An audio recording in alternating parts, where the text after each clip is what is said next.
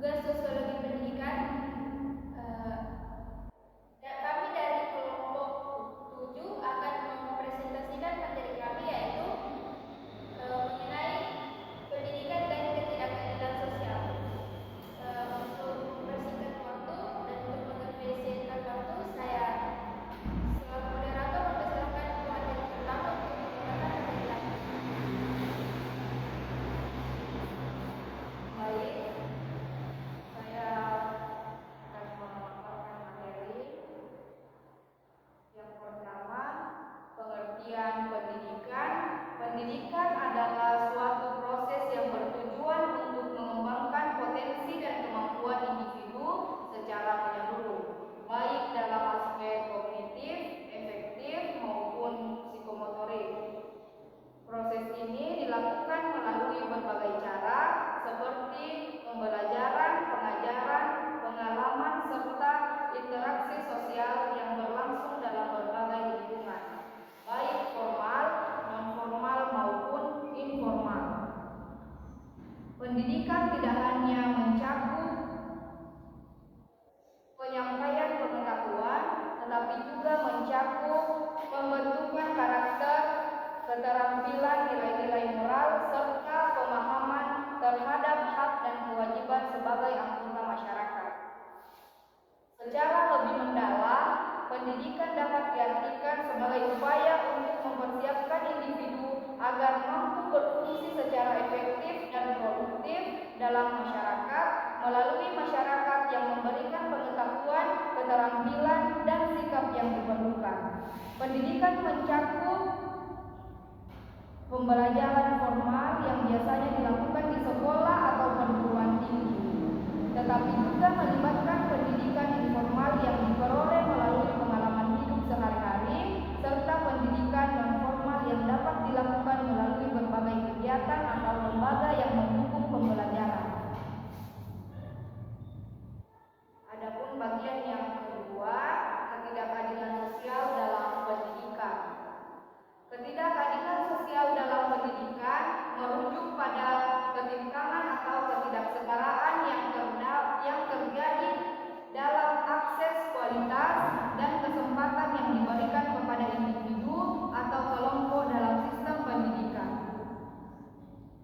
Ketidakadilan ini terjadi ketika sejumlah kelompok masyarakat seperti mereka yang berasal dari keluarga miskin, daerah terpencil, kelompok minoritas.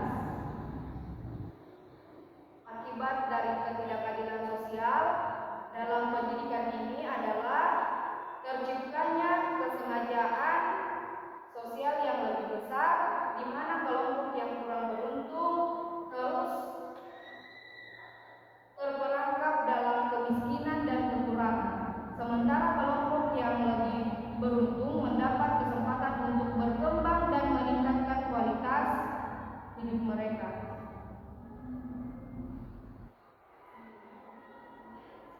Baik, itu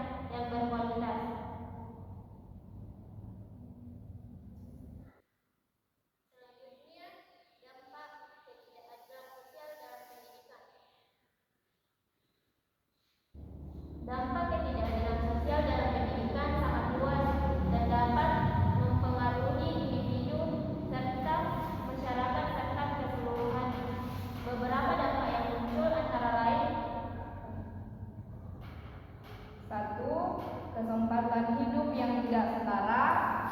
Anak-anak dari keluarga miskin atau yang tinggal di daerah terpencil seringkali terhambat dalam memperoleh pendidikan berkualitas.